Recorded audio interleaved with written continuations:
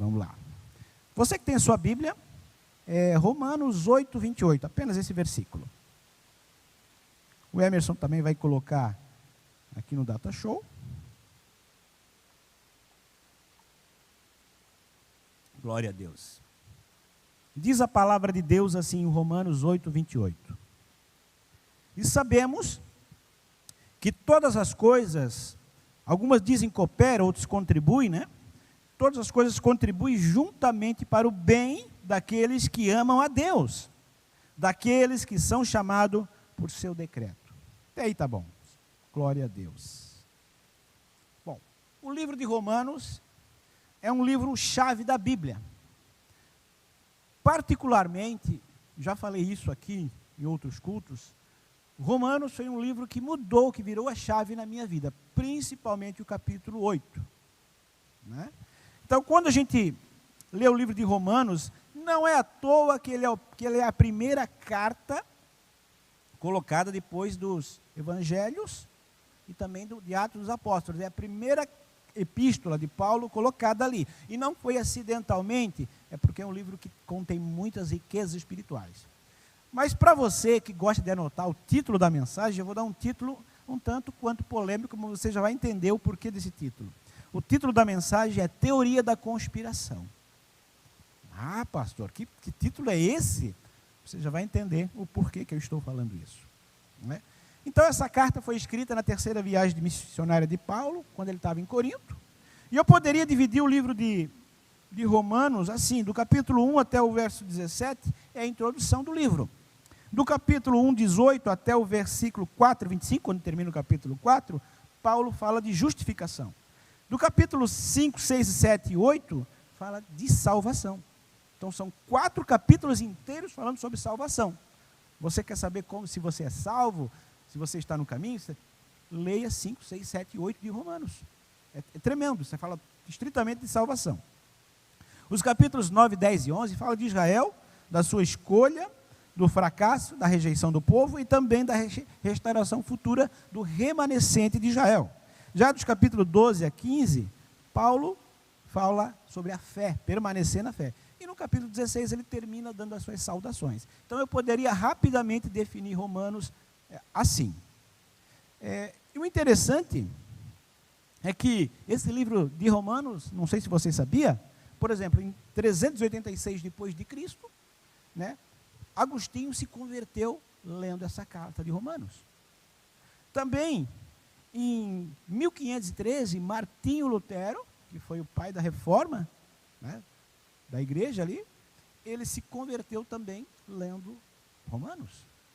Virou a chave na cabeça dele.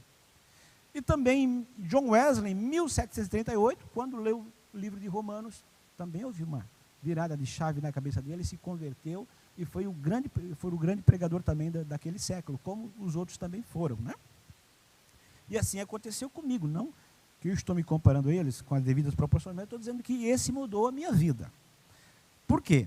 Porque realmente esse livro, ele tem algumas verdades, algumas coisas importantes que se nós a praticarmos, não tem como dar errado. Né? Então, quando você chega no capítulo 5, no 6, no 7, você vê a dificuldade que é da luta da carne contra o espírito. Todos nós passamos por isso. A gente pensa, nossa, eu queria fazer isso, mas eu não consigo. E o que acontece? É uma batalha ferrenha, onde parece que você está sempre perdendo. Porém, quando começa o versículo 8, que a gente entra na lei do Espírito que Paulo fala, né, a gente vai entender que nenhuma condenação há para os que estão em Cristo Jesus, que já não andam mais segundo a carne, mas que andam segundo o Espírito. E quando ele fala isso, quer dizer o seguinte, não é que você não peque mais, ele está dizendo que você está debaixo de uma nova lei agora. Você não é mais um pecador, você é um santo lutando contra o pecado agora, aleluia. Ele está dizendo que agora você está numa nova constituição, uma constituição celestial, que você vai errar sim, mas você erra por acidente, você erra porque você é fraco, mas não porque você quer. Então Deus é um Deus misericordioso, e se você se arrepender, Ele está sempre pronto para se arrepender, aleluia. Glória a Deus. Então ele coloca uma outra ótica, o Evangelho, o evangelho da graça, não por merecimento, porque até 6 e 7 e 8 você pensa que é por merecimento, mas quando ele fala o evangelho da graça, você entende que ele é bom e nós somos ruins sem ele, e só seremos bons se tivermos ele na nossa vida, aleluia. Glória a Deus. Então, a gente começa a viver sobre uma nova lei. Por que eu coloquei o título dessa mensagem, Teoria da Conspiração? Existia um filme, em 1997, estrelado por Mel Gibson e Julia Roberts, que o nome do filme era Teoria da Conspiração. Não sei se alguém já viu, só os mais antigos talvez, ou os novos que gostam de ver filmes antigos, né? Mas nesse filme, o Mel Gibson era um taxista, e ele tinha um jornal que ele tinha só 5 assinantes, e ele afirmava com veemência que o governo estava conspirando e escondendo alguns segredos de Estado para manipular o povo. Mas ninguém acreditava nele, ninguém. Todo mundo achava que ele era um louco. E acontece que um dos assinantes acreditou. E daí o governo ficou preocupado que ele era uma ameaça para o governo. E ele se apaixona pela Julia Roberts, ela ajuda ele, enfim.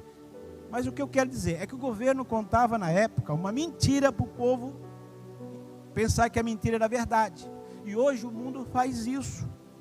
O mundo te conta mentiras para você entender que aquilo é a verdade, que você não pode, que tem que ser desse jeito. Mas quando você começa a ler a Bíblia, essas mentiras caem por terra. E se tem alguém que deveria acreditar na teoria da conspiração, é o cristão. Porque Deus tem uma conspiração divina para mim e para você, aleluia. Tudo conspira ao teu favor. Até o mal que acontece para você, Deus conspira para virar bem, para virar coisa boa. Então, eu digo que tem uma teoria da conspiração divina a meu favor, a teu favor, aleluia. E tudo o que aconteceu na minha ou na tua vida, de alguma maneira, de alguma forma, contribuiu, cooperou para que você estivesse aqui, aleluia. Deus sabia que você precisava acontecer na tua vida algumas coisas ruins, e mesmo que Ele não quisesse fazer, porque senão você não estaria aqui, aleluia. Você não iria para o céu, porque o propósito é muito maior que a circunstância, aleluia. E eu até digo mais, que quando a gente fala de teoria é algo que não se pode provar, mas quando a gente fala de lei é algo que todas as vezes que você faz, aquilo dá certo. Eu até diria que isso nem é uma teoria da conspiração, na verdade é uma lei da conspiração a teu favor, porque a teoria da evolução é uma teoria, sempre vai ser uma teoria, não se pode provar. Agora, a lei da gravidade significa que toda vez que eu jogo alguma coisa, ela vai cair, porque é uma lei. E o que Deus faz é certo, não tem como dar errado. Então nós vamos aprender um pouquinho sobre algumas coisas, por que nós devemos acreditar nessa teoria ou nessa lei de Deus da conspiração, que conspira a nosso favor. Glória a Deus.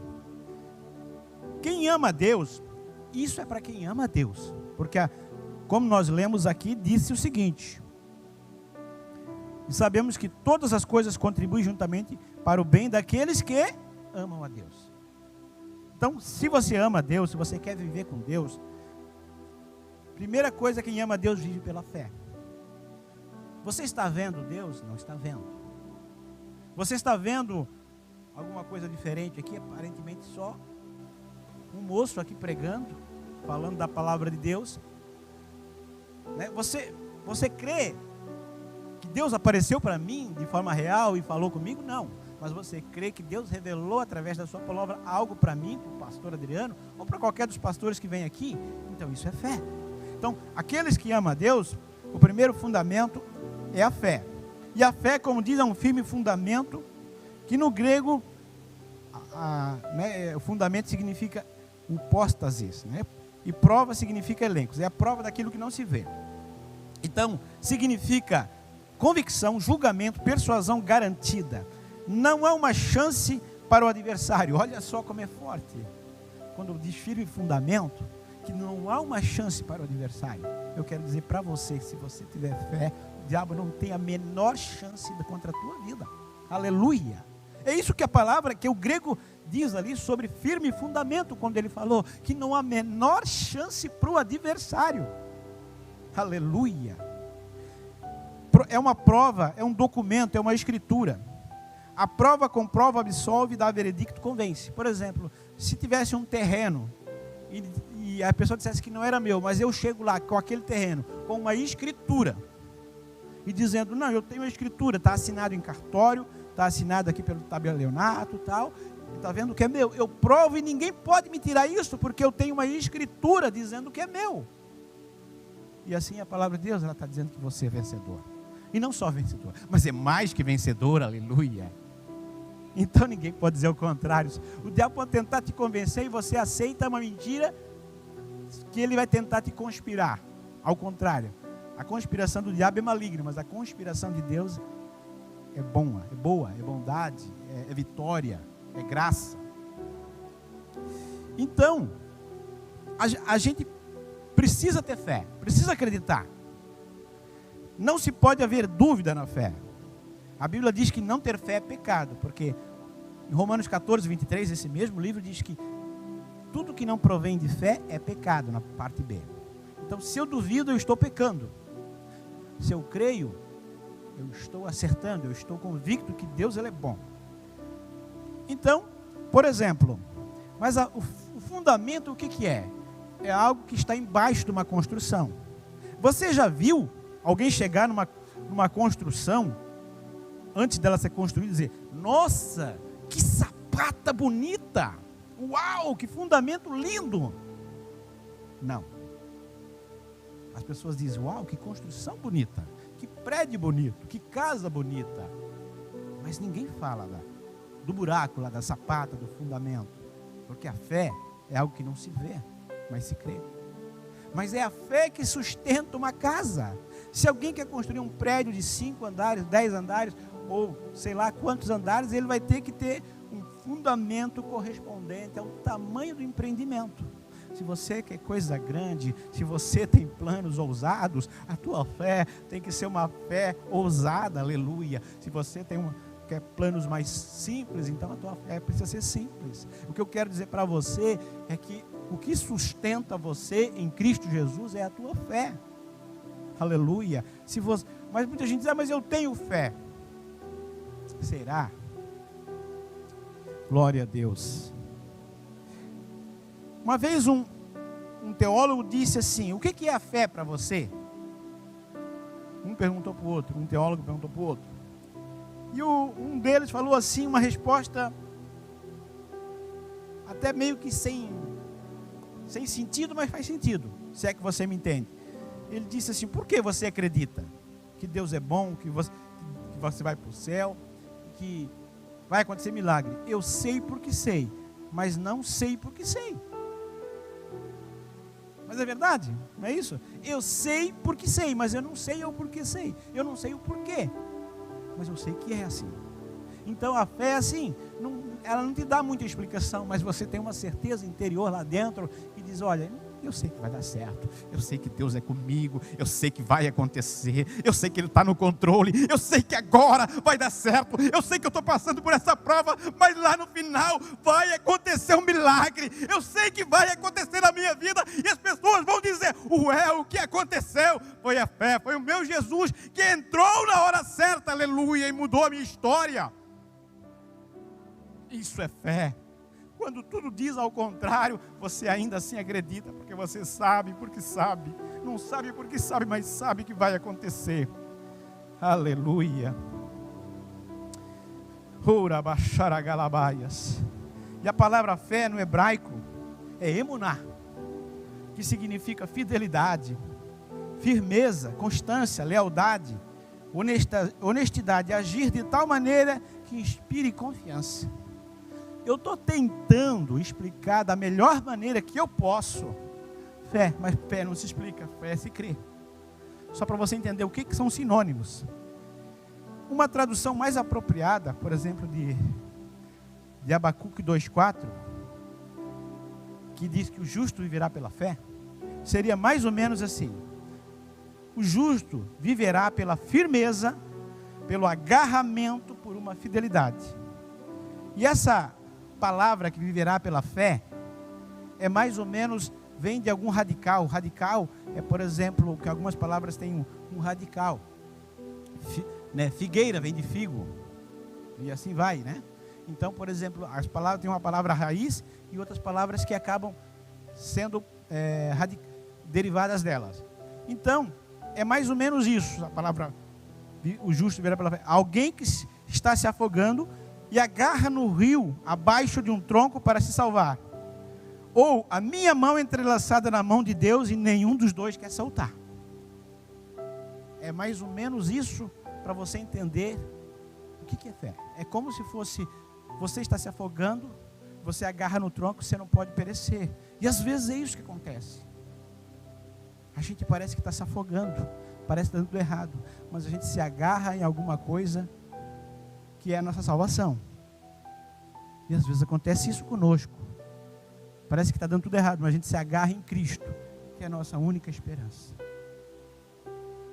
É como se agarrasse na mão de Deus, entrelaçada. Eu entrelaço na mão de Deus. Você já viu filmes em que alguém está caindo do precipício e vem um amigo e segura, e nenhum dos dois quer soltar?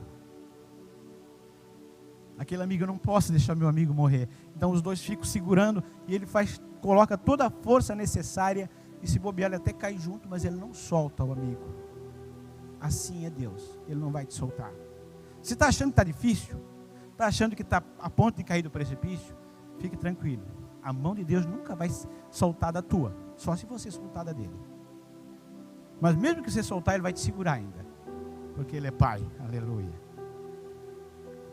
E a raiz da palavra grega também, fé, que é pistes, significa convicção, confiança, estar plenamente certo, conquistar, aceitar o testemunho de alguém.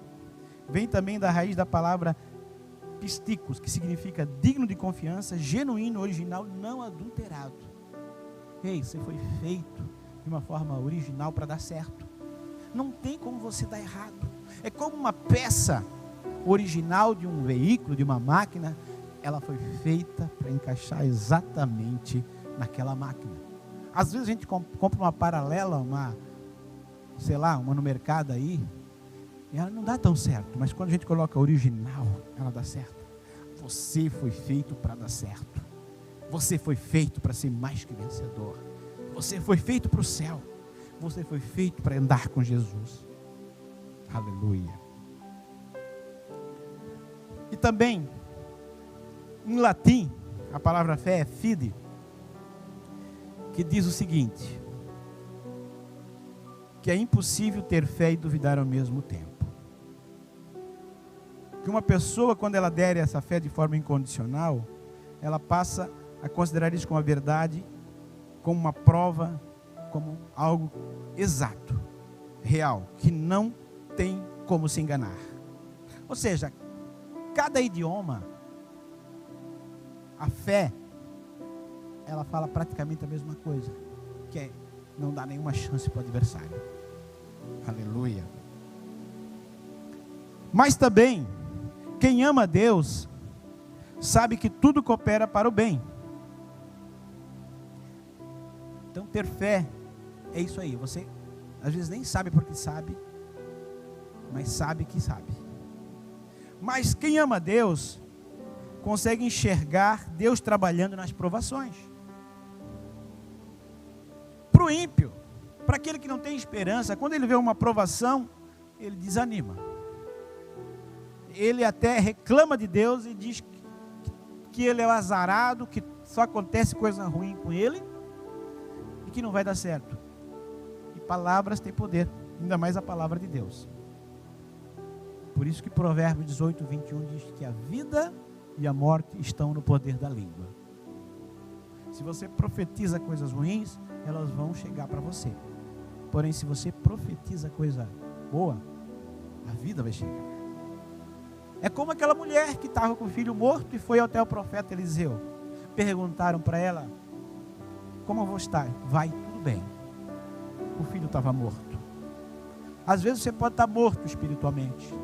O filho, que é Jesus Cristo na tua vida, pode estar morto dentro de você. Não que ele esteja morto, mas em você ele está morto. Mas você diz: vai, tudo bem.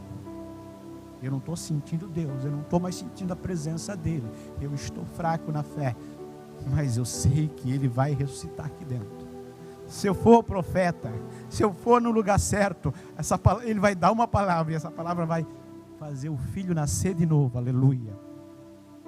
Então, quem ama sabe que Deus está trabalhando nas provações. Foi assim com Jó, foi assim com Sadraque, Mesaque, Abdenego, Daniel e tantos outros. Por que você acha que comigo ou com você vai ser diferente? Você não vai ter prova. Ah, mas eu pensei que o cristianismo era só alegria, só flores. Não, o cristianismo tem espinhos. O cristianismo tem prova, tem dificuldade, mas tem vitória, aleluia. O que eu quero dizer para você é que depois da prova, se você ficar firme, é impossível a vitória não chegar. É impossível. E aqueles que amam a Deus sabem que eles suportam apesar das adversidades. Quem crê no milagre, na mudança, no agir de Deus, não vai desistir. Se você desistiu, eu falo para você e para você que está me vendo, talvez até pelas redes sociais, aqui pelo YouTube, pelo Facebook. Se você desistiu ou está pensando em desistir, reveja a sua fé. Não há problema em ter um momento, um lapso de desânimo. Elias teve, Abraão teve, e todos os outros. Davi chorou também, teve uma queda. Não há problema em ter um momento de desânimo, um momento de fraqueza. Até Jesus também disse: Senhor, se for possível, passa de mim esse cálice. Às vezes a provação é grande, não há problema nisso. Deus não fica bravo com você, ele sabe que você é humano. O problema é desistir de vez, é largar de vez. Porque Deus não desistiu de você, nunca vai desistir. E tudo que Deus faz é para o bem final. E tudo que Ele faz lhe traz glória e honra. Tem coisas que no meio do processo você não vai entender. Porque no projeto, a gente vê o projeto que é o propósito, é macro, é o grande. Olha, você vai ser um pregador do Evangelho. Você vai ter um grande ministério. E talvez, quando pergunto o que é ministério, talvez alguém diga assim: ah, ministério, pastor, é pregar. Ministério é estar aqui no altar louvando a Deus, adorando a Deus. Não, isso são as coisas boas do ministério. Isso é as coisas boas do ministério. Você vê as coisas boas do ministério. Não que o ministério seja ruim, mas tem os bastidores. Ministério é jejuar quando ninguém te vê. Ministério é passar horas de oração, intercedendo com lágrimas de jejum e orando por pessoas que você nem conhece. Ministério é às vezes dando uma oferta de sacrifício que você nem vai até fazer, parece que vai fazer falta na tua mesa, mas porque você ama a Deus, você coloca: eu quero colocar isso, quero colocar o meu Isaac diante de Deus, aleluia. Ministério é que você está passando por prova, você está com dificuldade, a tua vida parece estar desmoronando, e ainda você tem que orar por outros, quando você mesmo não consegue orar por você às vezes. Ministério é amar a Deus de uma forma incondicional, porque Ele nos amou de uma forma incondicional. Então, quando você olha um pregador aqui em cima, você vê só as coisas boas aqui. Eu não estou dizendo que esse ministério é ruim, mas estou dizendo que há dificuldade, que há prova. Só pode falar de dificuldade, de prova, quem foi aprovado, porque senão eu seria um palestrante teórico. Então, o que eu falo para vocês é porque eu já vivi. E os pastores que vieram aqui, os pregadores, também já viveram. Aleluia. E quem ama a Deus, vive rumo a um propósito. Eu não vivo pelo que vejo. Eu vivo além do momento presente. A vida ela pode ser vivida de duas maneiras. Lutando constantemente contra Deus e seus propósitos. Se comportando como sempre a vítima da história, porque comigo não. Para ti é fácil, porque você tem isso. Às vezes a gente vai aconselhar pessoas e as pessoas dizem: para você é fácil, porque você não está vivendo a minha vida. É verdade. mas você também não suportou o que eu suportei. Então, muitas vezes, quando a pessoa tem uma postura dessa, ela está dizendo que Deus não é tão bom. E que eu estou aqui porque eu não provei a dificuldade de Deus. Querida igreja, está aqui o meu cunhado, a minha irmã, pastora Mary, pastor Pedro. Teve um momento da minha vida, já contei isso, mas só para alicerçar a sua fé. Eu não tinha o que comer. Eu fiquei desempregado. Eu não tinha o que comer. Não tinha. Você sabe o que é um pai de família? Procurar bater em várias portas e você ser o Rubinho Barrichello, com todo respeito a Rubinho. Se você tivesse vindo ontem, tinha uma vaga, mas hoje não tem mais. Parece que Deus tinha fechado todas as portas para mim. Eu sempre chegava atrasado. Mas não é que eu chegava atrasado, é que Deus tinha um propósito para mim. Eu tinha formação, eu ganhava um salário X, saí para montar um negócio próprio, acabei falindo, quebrando. Chegou um momento que eu não tinha mais o que comer, não tinha emprego. Eu olhava para o meu filho e eu dizia, meu Deus, o que eu vou... Eu poderia passar fome, mas quem é pai, quem é mãe sabe. Como eu vou sustentar minha família? E aquilo passava um monte de coisas. E um dia eu cheguei na igreja e disse, Deus, eu não aguento mais. Eu cheguei no meu limite. E o meu cunhado me levou lá e disse, conheço um cara que vai te ajudar. Vai mudar a tua história. E eu fui naquela igreja. Eu achei que ele ia que era um empresário, que ia me arrumar emprego, que ia me arrumar um dinheiro emprestado, alguma coisa naquela igreja que tinha. Mas é claro que ele estava falando de Jesus. Mas a gente quer acreditar em tudo, né? Quando a gente não tem mais o que acreditar, né? A gente vira até ingênuo. E eu fiz um voto com Deus naquele domingo. Ele pregou sobre Elias. Eu lembro até hoje da mensagem do pastor. E ele disse, se você for fiel a Deus, é impossível não ser fiel. Faça um voto com Deus. Eu disse, Senhor, eu não tenho o que comer. Eu não tenho como sustentar minha família. Mas eu não queria ficar pedindo para todo mundo. A Mary, o Pedro nem sabia que eu estava passando por isso. Nem o meu pai. Eu disse, Senhor, se tu és Deus, tu vai prover. Ele falou que Deus trouxe pão e água para esse Elias. Eu não tenho nem... só está faltando isso. Se der pão e água, tá bom. E eu fiz um voto. O meu primeiro salário, se o Senhor me der um emprego parecido com o que eu tinha, o meu primeiro salário, eu coloco todo na casa de Deus. E se eu sei que se o Senhor me der um emprego, é porque o Senhor vai me prover. Só que eu não falei para ninguém isso. Falei só com Deus. Fui no domingo. Na terça-feira, me chamaram para trabalhar na empresa na qual eu estou ainda. E eu não tinha o que comer. Mas eu não sei como, Deus sabe. Todos os dias alguém trazia alguma coisa na minha porta. Eu não pedia. Olha, mas eu trouxe uma banana para ti. Olha, passei na padaria, trouxe isso. Era o meu pai, era o meu sogro, era o vizinho. Pessoas que eu nem lembro. Mas Deus tocou nessas pessoas. Eu não pedi para ninguém. Mas Deus, Ele foi fiel. Deus, Ele foi fiel. E o primeiro pagamento chegou agora. Eu com conta atrasada, sem carro quebrado, eu indo de bicicleta para trabalhar, era 10 quilômetros, ida e voltando, mas eu ia. Eu adorava Deus. Eu dizia, Deus, Tu vai prover mais um dia. Pelo menos eu vou ter um almoço, mas meu filho precisa comer. A minha esposa precisa comer. E de alguma forma, de alguma maneira, eu ganhava alguma coisa, uma fruta, alguma coisa.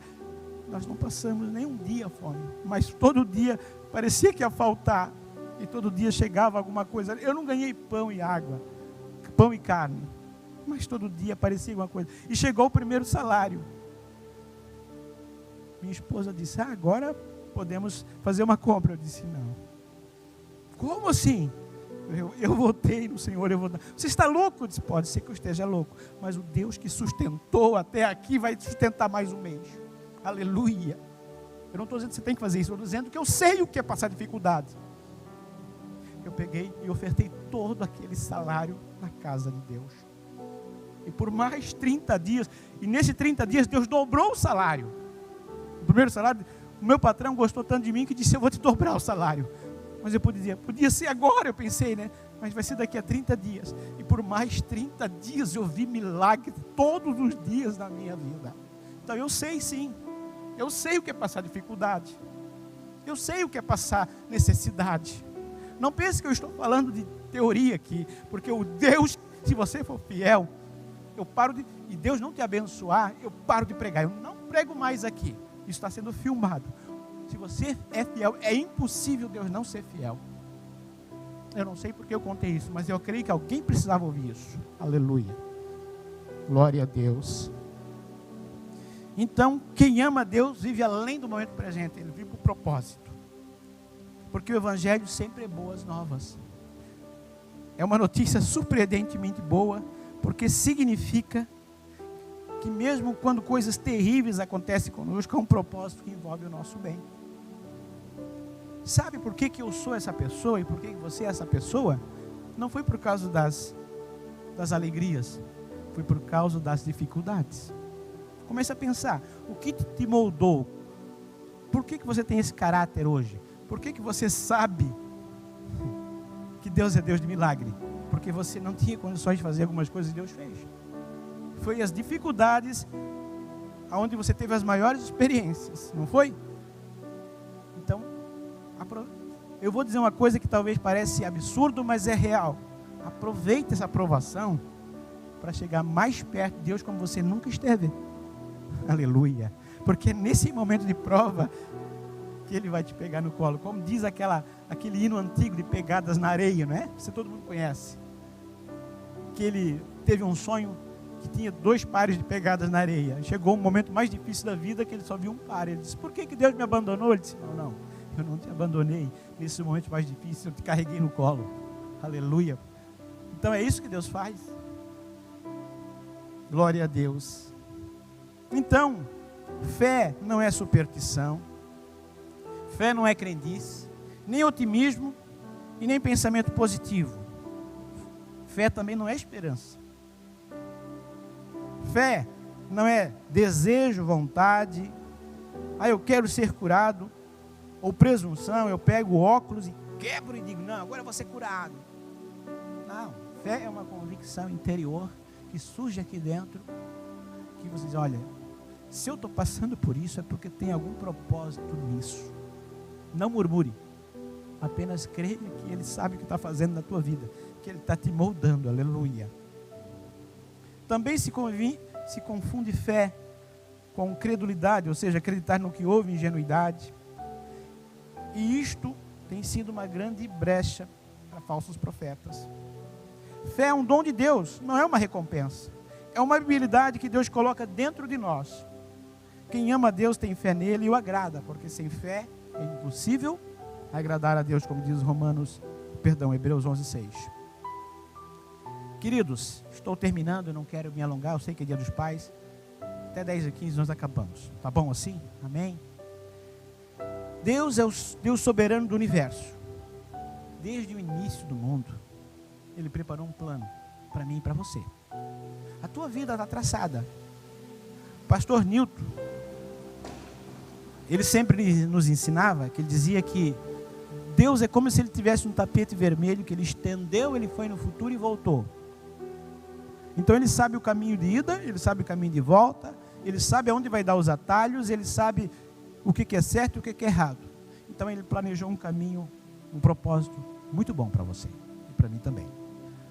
Então às vezes nós pegamos alguns atalhos e temos que depois fazer que nem o GPS. O GPS nos força a voltar pelo caminho. Só que às vezes a gente acaba passando por caminhos onde não deveria passar, por situações que você tem que voltar. E assim é a tua vida. Às vezes você tem que recomeçar, por quê? Porque você pegou caminhos errados. Mas volte ao propósito de Deus. Volte ao projeto que Ele tem. A Bíblia diz um versículo muito conhecido em Jeremias 29:11, que a gente sabe até de cor, cita, mas não conhece o texto, mas não o contexto. Diz assim, porque eu sei e conheço os planos que tenho para vocês, diz o Senhor. Planos de fazê-los prosperar e não causar dano. Planos de dar a vocês esperança e um futuro. Quando a gente vê esse versículo de Jeremias 29:11, que versículo lindo, mas a gente não sabe o contexto. Deus permitiu que o seu povo fosse escravo na Babilônia, nesse contexto. E Ele disse que a bênção ainda eles iam voltar para a terra depois de 70 anos. Então a gente diz, planos de paz e não de mal, para prosperar. E ele disse, plantai casas, edificai. Ei, está difícil? O nosso candidato não ganhou? Plantai casas, edificai. Faça negócios. Mas eu fui demitido, ei, vá pela fé. Não aborte os teus projetos, continue, seja prudente sim, mas não pare de sonhar. Mas eu estou passando por uma prova, é verdade, mas continue sonhando. Deus, ele não abortou os seus planos. Glória a Deus. Então, esse versículo aconteceu quando o povo estava sendo escravo. Mas ele diz que mais importante do que estar na nossa terra é o nosso coração ser marcado pela presença de Deus. Às vezes Deus permite o mal para fazer o bem, permite adversidade para provar a nossa fé, permite escassez para provar a sua fidelidade, como aconteceu comigo, permite doença para promover a cura, permite a dor para mostrar o remédio, permite a perda para produzir livramento, permite a cegueira para se revelar a nós em meio às trevas.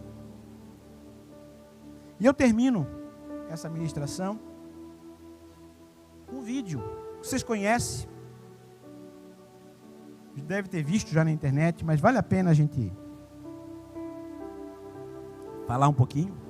Em 1992, tiveram a Olimpíada de Barcelona. Na época, tinha um corredor britânico, que ele era favorito ao título, chamado Derek Redmond. O Derek, em 1988, nas Olimpíadas passadas, ele teve uma contusão no calcanhar de Aquiles e ele não conseguiu a medalha que ele tanto desejava. E em 1992 ele estava na sua melhor forma. Ele era favoritaço. Tem a corrida de 400 metros rasos e o Derek sai muito firme na frente. Ele era o primeiro. Ele estava com uma boa vantagem sobre o segundo, sobre o terceiro. Tinha tudo para ele ser o vencedor. E ele sai correndo. Sai correndo, sai correndo. Chega no momento, estira o músculo da coxa. E ele cai. Todo mundo passa por ele. O sonho de medalha tinha ido por água abaixo. Mas ele tinha dito uma coisa para o pai dele, e o pai dele tinha ensinado uma coisa para ele. Não importa se você chega em primeiro, tudo que você começa, você tem que terminar. Aleluia. Não importa se você não é o primeiro, mas tudo que você começa, você precisa terminar. E ele chorando, mas ele se levanta. Ele se levanta e sai saltitando. Você deve ter visto isso na internet. E quando ele sai saltitando, alguns médicos e algumas pessoas vieram ao encontro dele, mas o pai dele saiu da arquibancada, abraçou o filho, e as pessoas queriam tirar ele de lá, e disse, não, deixe ele em paz, eu ensinei o meu garoto a terminar o que ele começou, ele vai chegar, ele não vai ser o primeiro, ainda que a corrida acabou para todo mundo, mas para nós não acabou, nós vamos chegar lá, aleluia. E ele foi abraçado com o pai, com uma perna só, saltitando, mas ele chegou lá, aleluia. Eu quero dizer que ainda que você esteja manco, que ainda que seja difícil, você vai chegar lá, aleluia. O pai vai te abraçar e vai dizer, eu ensinei o meu filho a tudo que ele começa a terminar, porque ele vai chegar lá, vai dar certo. Talvez ele não seja o primeiro, talvez não aconteça na hora que ele pensa, talvez ele não receba uma medalha, mas ele vai terminar, aleluia. Eu queria te convidar a ficar de pé. Glória a Deus. O importante não é chegar em primeiro, mas é terminar o que começamos. Você está proibido de parar na fé. Você está proibido de parar no meio do caminho. Está doendo? Está difícil? Vai com uma perna só, mas vai. Ei, comece a pular com uma perna só, você vai ver que o Pai vai te abraçar e vai te levar até o fim. Aleluia. Glória a Deus. Coloque a mão no teu coração, quero dar para você. Os obreiros da Santa Ceia já podem ficar lá. E quando eu terminar a oração, você já pode vir. Pai, essa é a tua palavra, Senhor.